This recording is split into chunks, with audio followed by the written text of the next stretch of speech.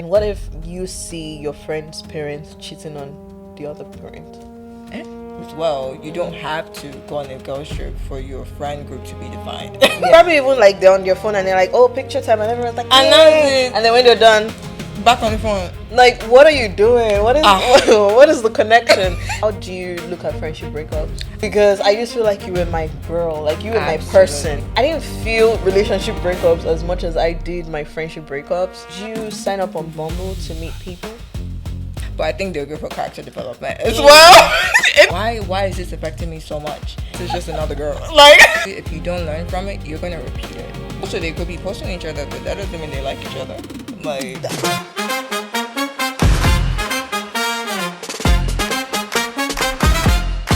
let's go! Hello everyone, welcome back to Ruth Be Told. My name is Ruth Uche and I am your lovely host. Today I have a guest with me, Temi. hi, Hello. I'm Temi. Nice to be here. Of course. I'm so excited. Okay, I actually want to be myself today. I want to be myself because my girl is here and I apologize in advance if this is going to take longer than it usually takes, you know? But this is this is my girl. Temi has been my friend since 2019, 7 years now. You know? Wow. That's been a long time. And it's like, you know, so if my girl is on the show, I wanted us to talk about friendship. What is the best thing to talk about than friendship? Temi became my friend when I was 18, and adult friendship is categorized as, or should I say, adulthood starts when you're 18 plus, right? Yeah. So we are talking about adult friendship today. Is adult friendship or are adult friendships transactional? And that's what we're talking about today. That's heavy. I know. We're gonna get into it. Yeah, we're gonna talk about it. But before that, I wanted us to talk about first impressions. What was your first impression about me when we first met? I don't fully remember, to be honest, but I know that we got into like a bit of a tit for tat. I don't know if it was like an argument. It was an argument. Very opinionated. Yo, and I was crazy. just like, who is this rude girl, please? But the more like we became friends, I was just like, this is a ride or die type of person. You don't play about the people you love. And I was like, yeah, I want this to be my friend. I want this to be my sister. And here we are. Yay. So my first impression about Temi was that who is this babe that is actually talking about my friend like this? I was about to go in on her. I know I'm very opinionated, but like I was like, who is this babe? Because before I met Temi, I'd heard of her of like, oh, she's a woman of God and all of that. So when I was meeting her and, you know, she was saying all those things, I was like, which kind of woman of God is this? I actually don't remember what I said.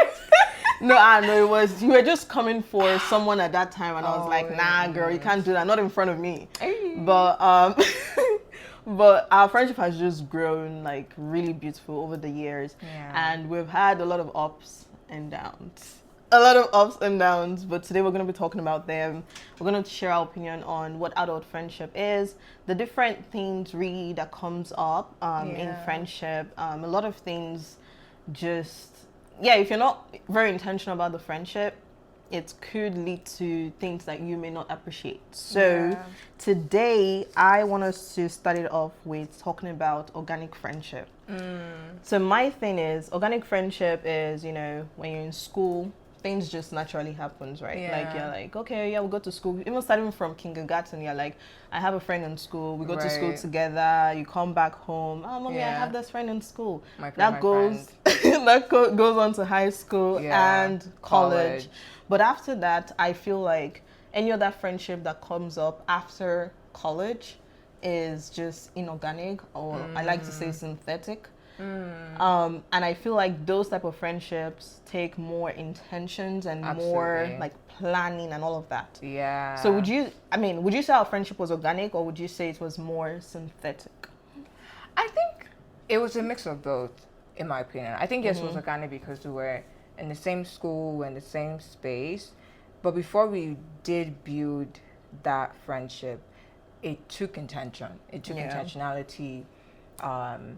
It definitely took intentionality. It took me seeing you as, I was also coming from out of like a bit of a rocky friendship as well. So it was like I was very, very like Guarded. I was very cagey about having any friends or even opening up to anyone. So for me to even have seen how our friendship blossomed, like I knew it took me even like deciding that, hey, I'm going to put my guard down. I'm going to open up my heart and allow someone to love me instead of like just pushing it away. So I feel like it was a bit of both because I also had to be intentional about it, and I think obviously even as the years went by, it's let me understand that we truly have to be intentional to maintain friendships beyond just like building them or making one. So bit of both. That makes sense. That makes sense. I think so too, because again, I talked about how we've had ups and downs, but I would say to me it was more organic than intentional, just because I don't think it took a lot of work to be a friend. And when I mean work, I don't mean like, I was not being intentional. It's just like I didn't have to think, okay, what do I do for Temi today, or when do I schedule the next meet up or anything like that. It was just like, okay, we're like, the vibe was just there. That's true. And then like I know we were doing like movie nights almost every Friday. That's so true. Oh my god. Wow. So it was actually something to even look forward to. Okay, the week has been hectic, but we're having movie nights every Friday. And we did the horror series. The horror. Oh gosh, let's never talk about that. Because Temi loves horror, but I don't anymore. She used to love horror, but then she would be the one that is the most scared. I'm like, why are you not holding me? You're the one that put this on. I just like the thrill of it. Good times. But do you not like thrillers or? I like thrillers. I think I like thrillers more, but I'm still very agitated when I watch shows. Like I feel like I'm in the movie with like them. The emotions. Yeah, you feel all the emotions. I feel everything. But your favorite movie is Pirates of the Caribbean. Does that fall under thriller or action or? I think when I watched it as a kid, it would have been a thriller to me. And even a bit of horror, because like some of the things are a little bit crazy to be watching as a kid. I actually don't think I've watched it. Have you watched it again since you've been like an adult? For sure. I watch it I used to watch it every year. Actually, I haven't watched it recently. That's Game of Thrones for me. I've actually never seen Pirates of the Caribbean, but I need to see it. You should. Just only because it's your favorite movie or show, and I want to see what the hype. Girl, it's been so long. It's been really long. It's been so long. Yeah. But before we continue chatting and chit-chatting, maybe wondering why we're standing. We're standing because we're going to be making drink today. Yeah. And we're going to be making our favorite mocktails with what we have on the table. Only what we have on the table. I want to see what Temi will come up with, because she has beer with her. I have ginger beer. Oh, sorry. I don't. Oh my god. I'm sorry. I didn't realize it was open. No, that's right. So me, I don't know the difference between ginger beer and beer. Like I really don't know. I'm just learning it. Temi went to London and then came back loving beer. I'm like, what did people in London do to Temi, please? They just drank a lot of beer. So she has beer in hers, and she's going to be making her mocktail type of thing. Mocktail. And then I'm making my own mocktail. Okay. It's not really a lot to work with, but we'll make something shake. Yeah. Because, we have fruits and we have... And we have actually we have a good amount. Yeah. We have ice. We have a good variety of fruit. This should work. Yeah. All right. Let's do it. I'm going to just stick to what I know. Fruits. I've actually never made a cocktail before. We're about to learn. I don't know. I think this should be the end. And that's like garnishing and all that. Yeah. Oh no! Do the fruit first, so you can mash it. Oh, I see. Yeah. Very fancy. Oh wow.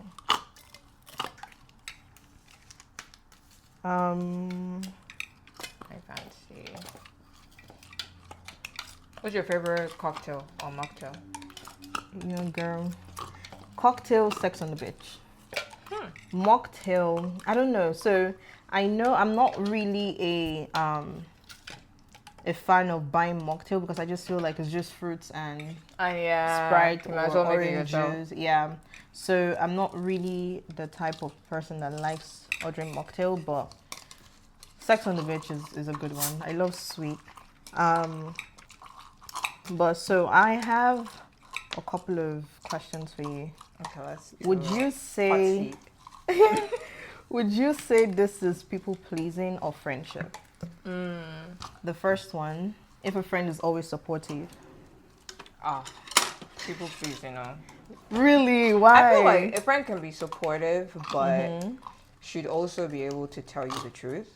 And sometimes that telling you the truth might not seem like support, but it's important to have a friend that, I think supportive is important, but not, I guess, not saying yes to every idea, not saying yes to every like whim. You need friends that check you, that tell you the truth, which I honestly have a lot in you, which can be a bit annoying, but I guess the job done. But you definitely need friends that don't just say yes or are not afraid to tell you the truth. Yeah. That's very important. No, I agree. Absolutely. What about always available? Like whenever you call them, they're always available for you. I don't know if this is a slight shade. Don't be like you put ice on yours first before you put your liquid. Oh, okay. Always available. I think you should be reasonably available. In my opinion, I don't think you should be unavailable a lot of times. I don't think that's good, but reasonably available, as much as you can. Does that really answer the question though? Like, is it friendship or people pleasing when you're always available? People pleasing. I think it's just everything boils down to communication. In a way, I don't know. I think the always gets me. The always would probably be maybe people pleasing.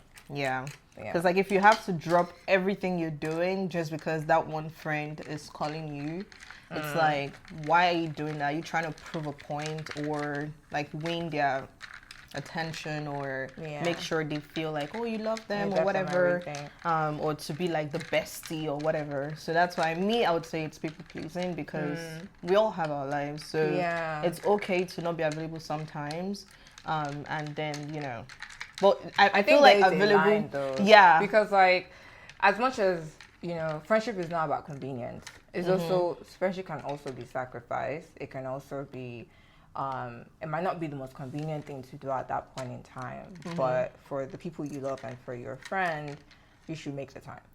So that's really what I was going to say. The next part was going to be like, there's a thin line, because always available or not being should I say available doesn't mean you're not supportive. And that was the first thing.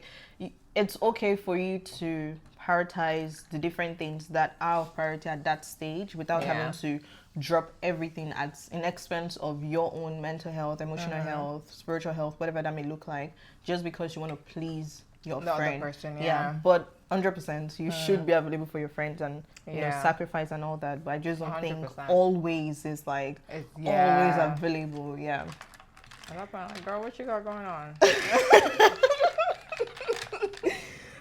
Last one, pretending to like their partners that they are dating.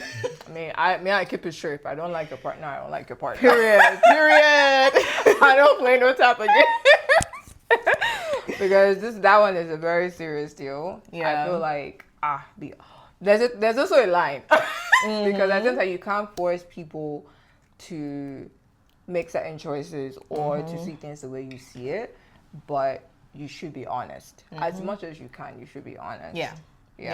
Because if you don't like my partner and then you're telling me you like my partner and all that, and then I find out that it was all a lie, I feel like you know what I'm talking about. I got really mad at Temi one time when I've learned I'm not doing that anymore. She was like, oh yeah, girl, I just don't want to like cross any line or anything like that, just let you do. I'm like, what? I mean, to be honest, I would definitely say don't just say as it is.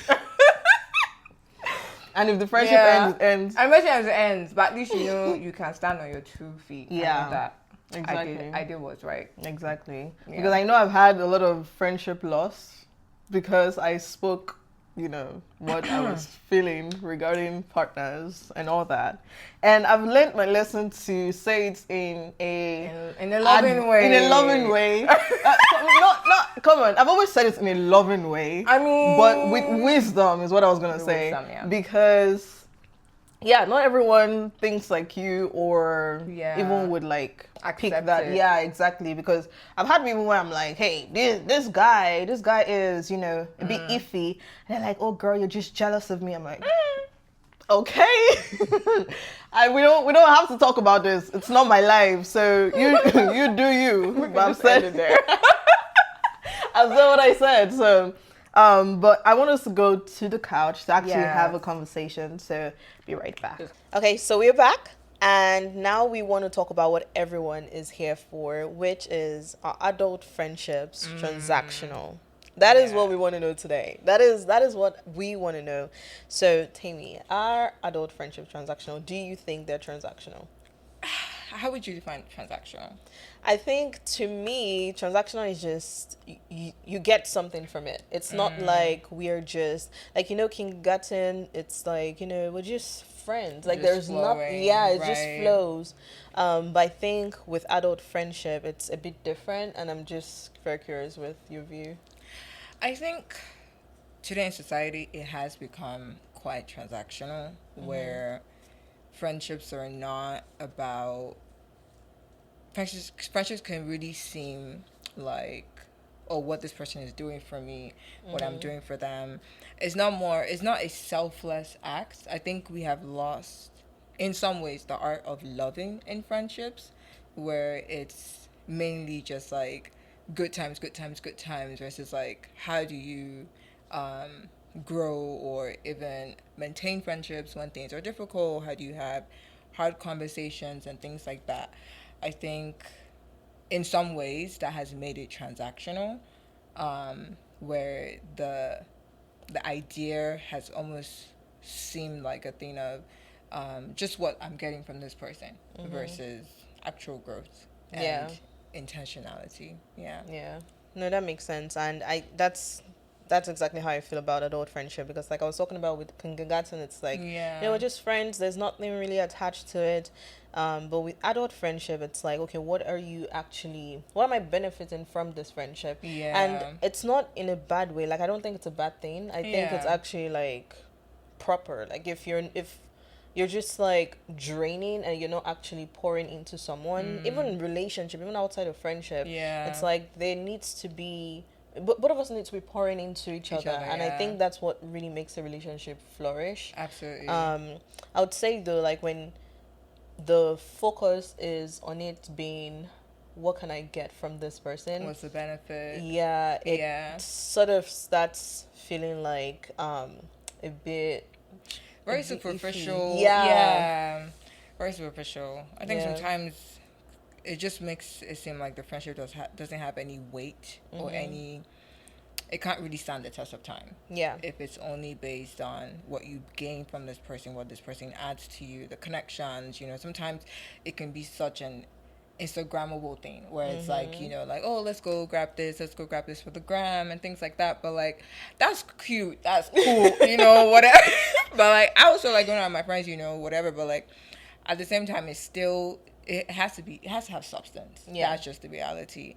If not, you're just playing games. Yeah, really. Exactly. You're just vibing. Exactly. Yeah. And so, like, even with the transactional thing, I think it can be transactional and also loving, because the love still needs to be there. If you don't really vibe with this person and this person is pouring a lot into you and you don't care for the person, now that's just using. You're just using the person to gain that benefit, right? Yeah. So it's like, okay, what can...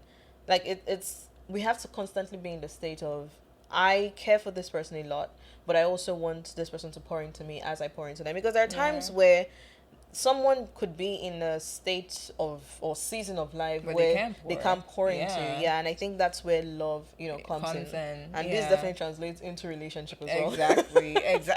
And that's the thing, like, at the same time, relationships have to be built on friendships. Yeah, exactly. My parents always say that it's important to be friends first. Like, can you maintain friendship. And it's how you are as friends that will carry you through in the relationship in some shape or the other. If not, like, if it's just I love you, I love you. it's just I love you, I love you. I love you is not going to keep that marriage. Yeah. So, yeah, no, 100%. But you mentioned something. You said Instagram, and that's my next thing. It's like, what do you think about social media friendship? Because that's the thing. I've never actually had an Instagram. Have I? Is it like how you meet friends via social media? Oh no, like friendships that just like focused on, is she posting me? Is she talking about me? Like it's more of if she doesn't post me, she must not love me, or oh, have you never heard of this? Oh, it's a theme. It's like some people gauge the way you care about them on like whether you're posting them or like whether you're giving like shout outs, especially birthdays, like is she wishing me happy birthday on social medias and all that. But and I feel like some people a couple friends that's the thing. I feel like a lot of people do that though, and even people just watching, they're like, oh, she didn't post this person on their birthday, they may not be cool or something. So people are doing investigations behind the scenes. Wow, love it. So like a lot of people base, okay, if they're friends, then they would be posting on social media. So that's why I call them social media friends, because a lot could be happening back scene without you seeing it. True. So, and also they could be posting each other, but that doesn't mean they like each other. Like, that's another thing. That doesn't mean they're friends. That's another thing. Like, it's just creating a facade of like, okay, we go out to eat, we take pictures, we do this, I post you, I tag you, but at the end of the day, are you really friends? Yeah, that's another thing. It's like, and I feel like a lot of social media, or a disadvantage of social media is making it seem like friendship has to be in a certain type of way, keeping that and picture then, perfect. Exactly, and then they're like, oh, comparing it. Oh, my friend doesn't do this. My friend doesn't do that, and it removes the joy out of the organic, loving part of friendship. I can honestly understand and see how that can actually happen in society, because you have that relationships where you're seeing people with their boyfriends or their husbands doing something huge and elaborate for like Valentine's Day, or just like, the 1,000 roses and all that, and then and all those things, and it's like it's easy to compare versus you can also see that in friendships where maybe these people do girls trips. Like, I had a friend who shared with me how she was she felt like she didn't have a friend group because they hadn't gone on girls trips and things like that. And I was like, hey, but like, I met this friend, that friend, and they seem like you really value them and they value you as well. You don't have to go on a girls trip for your friend group to be defined. So I think those are the ways that things like that can definitely come up, where social media can also start to create this form of tension or comparison in friendships that honestly they don't have to be there. And it takes people who are strong in themselves and in their friendships to be able to actually focus on what really matters. Because don't get me wrong, there's nothing wrong with going out to eat, tagging your friend, doing all those things. Like, that could even be a side hustle for some people, where it's like, this is our content phase and we're both content girlies, and go for it. But like, no one should really lose the importance of the substance that makes a friendship, which is like true connection. People can communicate and do all these things, but what are you talking about at the dinner? Or are you are you just both on your phone? I've gone to restaurants where I would see some friends and it's like they're just on their phones throughout. There's no conversation, there's no chat, there's nothing. And like, at that point in time, I'm just like, but it looks good on Instagram. Like, you guys had a great time. And then it's probably even like they're on your phone and they're like, oh, picture time, and everyone's like, and then when they're done, back on the phone. Like, what are you doing? What is the connection? And I'm telling you, this whole fake life thing, some people don't even realize that they're living a fake life. Like, some friendships are so fake that it's like, it's just nothing to talk about. Exactly. Nothing to talk about, or even like, you being there for friends and all of that, because that's what friendship is about.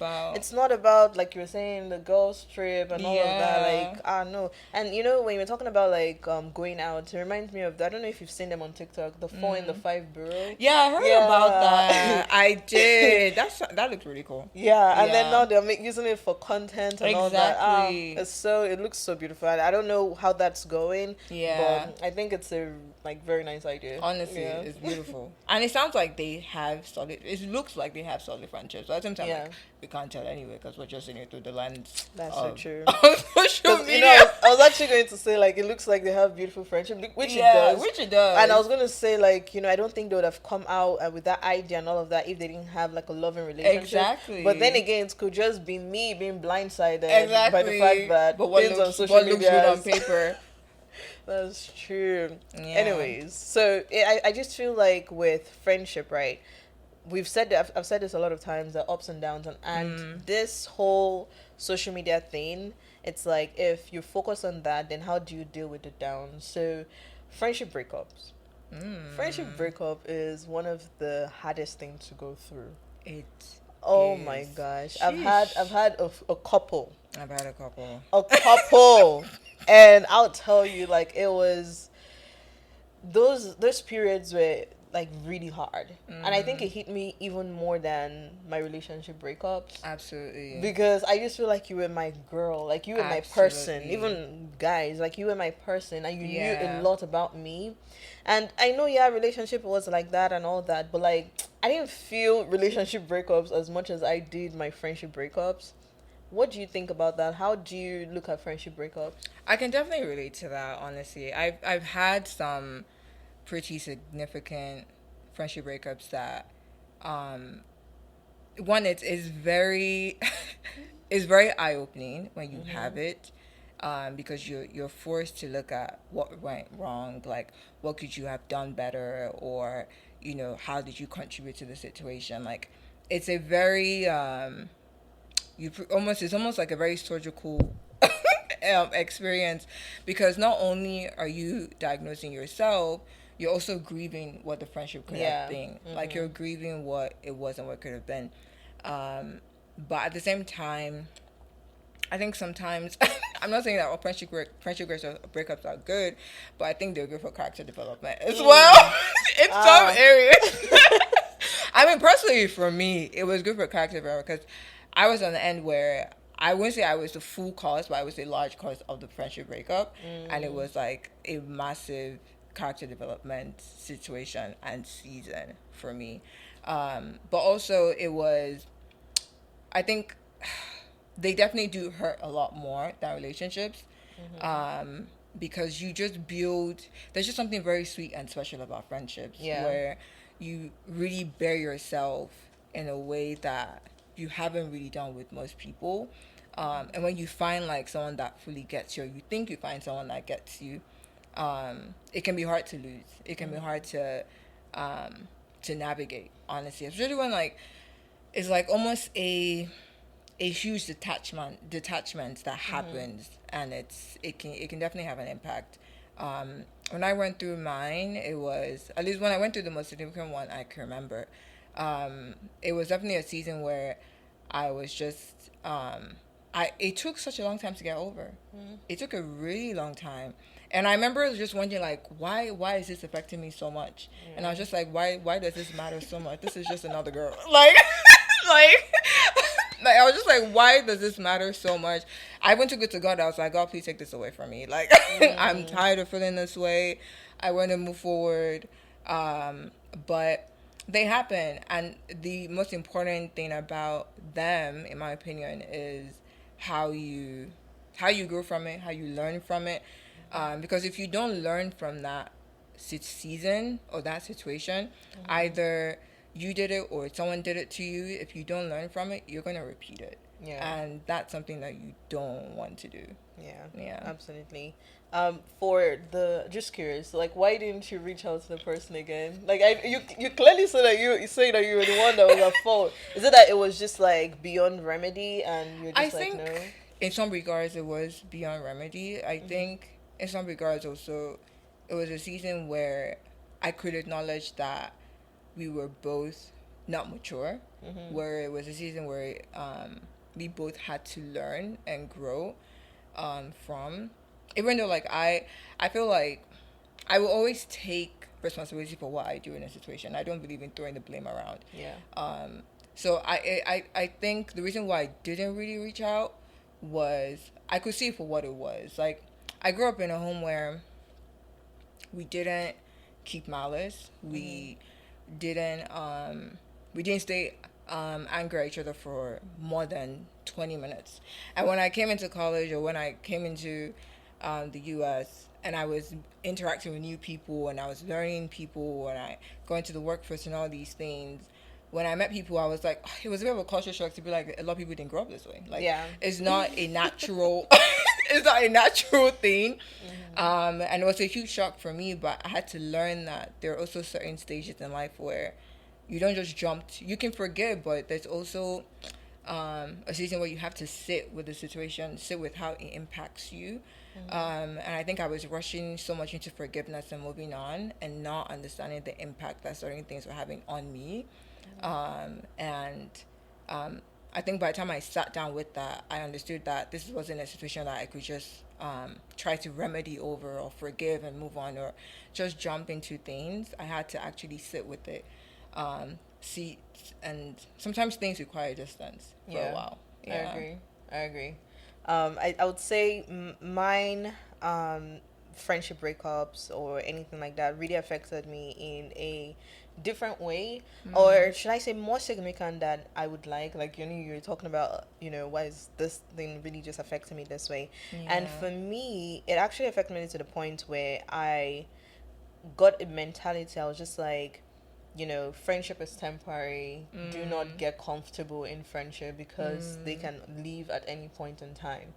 And like I said, I've had a couple and it just became normal to me at some point, where I was like, okay, I don't want to share too much with this person. Even when we became friends, I was like, this phase will pass. This too shall pass. So let me not share too much, because because I'm just like, if she leaves and then I'm now concerned that I shared too much, overshared or whatever, and now I don't know what is going on, or what she's telling other people. And I think that's attributed more to the fact that the friendship I had, I don't consider them as mature as I would friend people now, because I don't think my friends or any of my friends would start spilling whatever if we're no longer together, right? So I think it's also attributed to the fact that the people that I was friending or talking to at that time were not mature, and I was just like, I just feel like my business is just out there now, and I'm like, I should have just kept my mouth shut just because of friendship or anything like that. Now I'm having to face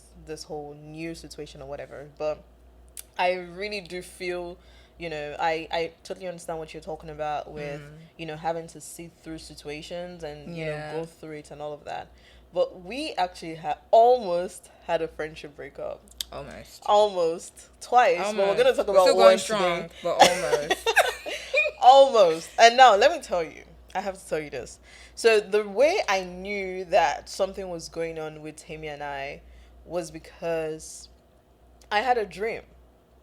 I think I told you, right? Think you told me that. Really? Oh, I had a dream, and in the dream, I was calling Temi. I was like, Temi, and she wasn't responding. I was like, Temi, and she wasn't responding, and like she just turned her back towards me, and I'm like, why is she not listening to me? Like, I'm talking to her, and then she turned, she looked at me, and she walked away. I was like, that's very weird. But before then, Temi and I were just like having conversations. We're like, what's going on? Like, we had arguments, but I never knew I was literally at my last straw with Temi at the point that I had that dream. And so that's when I reached out to Temi and I was like, hey girl, what is going on? Are we good? That was when, we started having the conversation, and we realized that I was messing up a lot, and it was just like a lot of misunderstanding, that I was understanding it differently, and like different things were happening, but in my own view was just like I was thinking about myself at that point, and like what I was going through, and I just felt like this girl's not there for me as I want her to be, not knowing that things were happening with her that I didn't have any clue about. So I wanted us to just like that's from my view. How did that happen from yours? I think kind of similar. I think it was a disconnect. I think it was just that we were experiencing what was going on at the same time, but from two different perspectives. And we were both valid. Yeah. And that was the truth. Like, I think it was a situation where like things were going on, and I didn't want to. I'm a bit also protective of burdening my friends. I do that a lot where it's like I've gotten better, right? small. But the thing is, I can't really fault you for that because I feel like I do it too. Yeah. And there was a clash in that. In So that, like, yeah. And I think it's so funny because that situation was the turning point for me where I actually then never held anything back from you.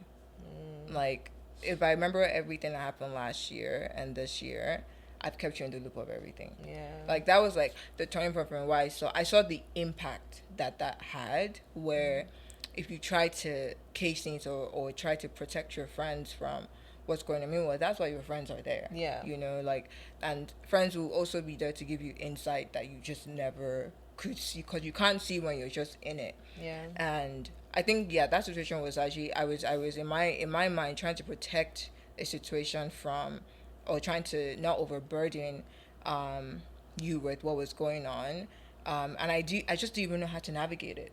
And I saw it as, I was going through this and you were not present, you were not there. Meanwhile, that's the exact same thing you were thinking. Yeah. So and it didn't help too that because we were in two different continents, so it wasn't like it wasn't like we were on the same time zone and we could do all these things. Like, there was just so much going on in our lives at that point, and I really saw the impact of trying to stand on an island. Doing that by yourself can really cause more damage than good because there are people around you. There are people on that island with you. You just don't know it. But like, you're not extending or letting them see the real you of what's actually truly going on.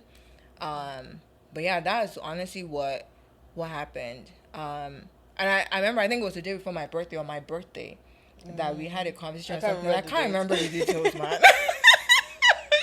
I can't remember the date. But I actually want to know, like, what were you thinking when I called you and I was like, are we good? What is going on? I think in my mind, because I was so confused by why there was such a disconnect between us and I hadn't heard, I feel like I had resolved in my heart before that call that I was going to let things go. Not let things go, like, let our friendship go. Like, I resolved in my heart because I was like, I was so confused. I was like, what am I not doing right? What's going on and all those things. That when I did get the call, my heart really softened.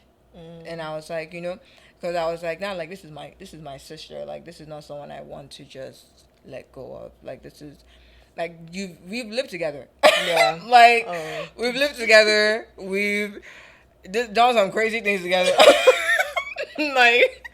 like honestly, like, there's someone I feel like knows me at the back of my hand is you. Like, you're definitely someone I feel like you know me fully, and you're one of the very few people that I can fully confide in. So it was like, whatever. You can cut that part out. But it was like, it was like, now that, like, this is my girl, this is my sister.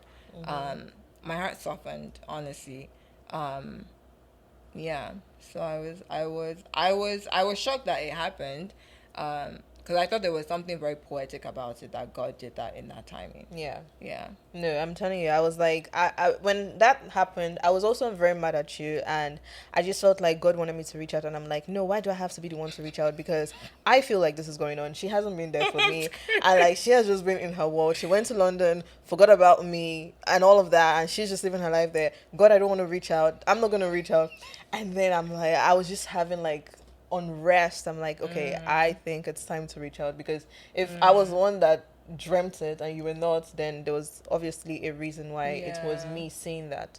And at that time I didn't know that, what you were thinking. So I think that's just like really poetic, like you said.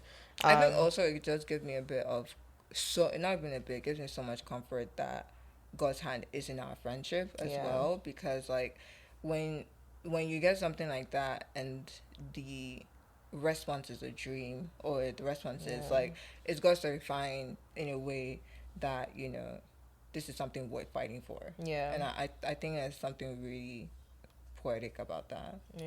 No, for real, because you know me, I'm fighting for friendship is not my forte. Oh, Lord. I've always been on the idea, like I said before, like, it's like I've always thought about friendship as it's temporary, this too shall pass. So to have to now get into the, okay, I want to fight for this, it had to have taken God. Like, I don't think any other person could have done that. Because, I just feel like if you're tired of it, like, there's no point in forcing it. And I think that takes us back to, like, organic versus synthetic friendship. Yeah. Because I believe so much in organic friendship that I don't want it to feel forced. If it starts feeling like, it's one-sided, or like we are having to go out of our way or anything like that, it starts feeling weird to me. And so that's why I don't typically fight for friendship. I think ours was worth fighting for, and I'm so happy I did. We did. But I would say, so we're getting to the end, but we're gonna play a game to end this. Okay, so this game is called roulette. It's basically a game of chance. You don't know what question you're gonna pick from it. Jeez. But you can opt out to answer the question. Okay. But if you don't want to answer the question, guess what you're gonna do? What? You're gonna eat rice and banana. No. Okay. Let's. That's a real problem. Like, that is a problem. I'm not even gonna lie. No, it's not. It is. Okay, so if you guys don't know, rice and banana is really... Should not be a thing. No, it's really good. No, I grew up not. eating rice and banana. I also grew up eating rice and plantain. And I think it's a bit abnormal, but I'm gonna keep my comments to myself. Well, you can decide whether you answer the question or not. I definitely will be answering every question I get. Oh, God, Temi. All right, so I can pick the question. Anyone, yeah. Okay. All right. Date your friend's ex of 10 years who broke up 10 years ago. Yeah. No. You wouldn't? I wouldn't. Really? I feel like God would have to categorically tell you that person is. I mean, I guess that doesn't matter anymore, but like... But like the dating, I feel like if 10 years ago we're in high school, so like what did they know in high school? Valid. Like, I'm almost thinking 10 years as per now. That makes sense. No, yeah, like if they dated 10, I don't know, but maybe I'm just not in touch with. Like, I think just have a conversation with your friend. Because I mean, okay, so if someone came to date your ex of 10 years ago, I don't think I'll care. Just because... Exactly. I think just if it's worth having a conversation. Because some people also have high school sweethearts that they can't get over. That's a problem. 10 years ago, that's a big problem that you have to deal with. What if they dated 10 years ago, but they were together for a long time? Like they broke up 10 years ago? Or they broke up 10 years ago. Yeah. Okay, broke up 10 years ago. Because the way I think, I don't count anyone I dated in high school. I'm sorry. That's true. Yeah. Like, what did I know in high school? We're just... Sorry. Sorry. What did we know back then? But fair answer. Valid. All right, another one. Another one. Someone pick something spicy. I actually want you to eat rice and banana. Stay with friends with someone who knowingly dates married men. Absolutely not. Absolutely not. I don't think we need to discuss that one. That's a no. That's a no. Like, what are you doing? What's your life? What are you doing? We will need to have a serious counseling session, my friend. This part. Tell your friend you saw their partner cheating. Sheesh. Yes, but damn, that's a hard conversation to have. I feel like I will have that conversation and be in tears. Like, because I just can't imagine how my friend would feel hearing that. Yeah. Oh, that would be very tough. See, the thing is, I don't know. I feel like it depends on the friendship. Because I've had situations where I thought I was doing the right thing. I'm like, hey, by the way, this is happening, and I ended up being the villain.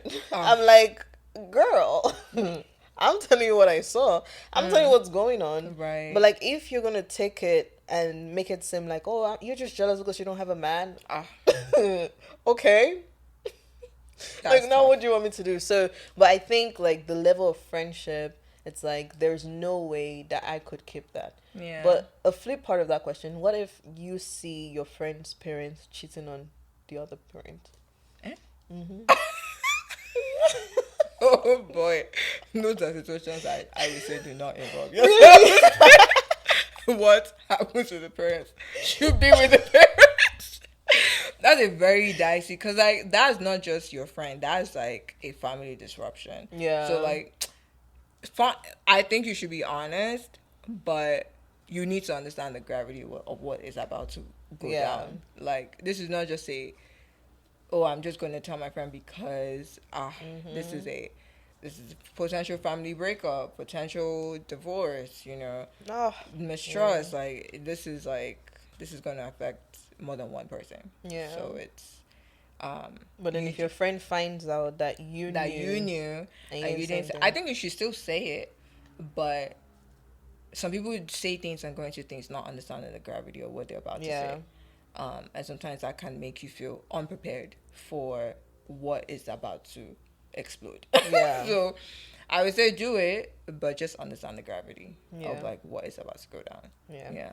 All right. 2 more and we're done. 2 more. Oh, we're done already. I have to be back. Please be spicy. This girl has to eat rice now. Cut off a friend because they cheated on their partner. Trying to think. I'll make sure I don't have someone in my life like that. I hope not.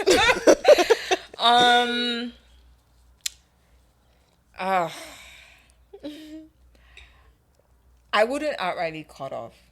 I would have a conversation, because I like to see things holistically. Not trying to say that. And when I say holistically, not that there's ever any right to cheat, but I want to understand how that person's state of mind got there. Like, how on earth did this happen? I don't believe in standing 10 toes behind my friend doing nonsense, but I will call you out on it. I'll just be like, what the hell happened? Like, how did we get here? It's even worse, especially if I even not like the guy. It's a sweet guy. It's a nice guy for you, and you go and do... Oh, my goodness. So, I wouldn't cut up outrightly. I would have those hard, difficult conversations. I would see the friend differently, yes. But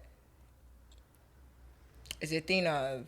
I just need to see, like, is this something that you can grow from? Is this something that, should we get you counseling? Like, what the hell happened? How did we get here? What exactly, like, what happened? Let's get to the root of it. Let's try to figure it out together. But I'm also going to be honest with how what you did is completely wrong and not right. But I wouldn't throw you to the wolves completely.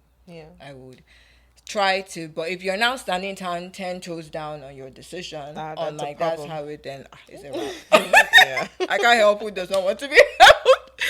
But that's how I would approach it. And I agree with that, and only because I feel like the people you hang around are like define sort of who you are, if that makes sense.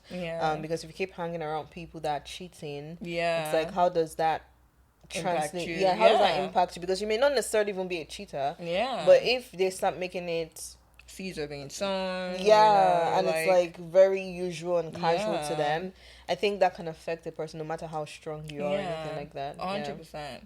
And regardless, you would have to reduce interaction. Not even you would have to, it will happen naturally, especially if like that's just not your cup of tea.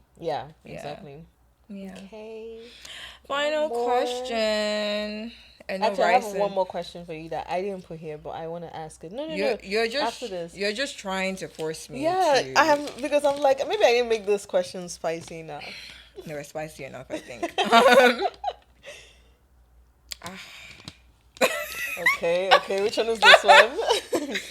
Remain friends with someone that your partner does not like. Oh, yeah. Should I prepare the banana? No. Oh my god. This one is tough. This one's a bit tough. Because I also went through something like this.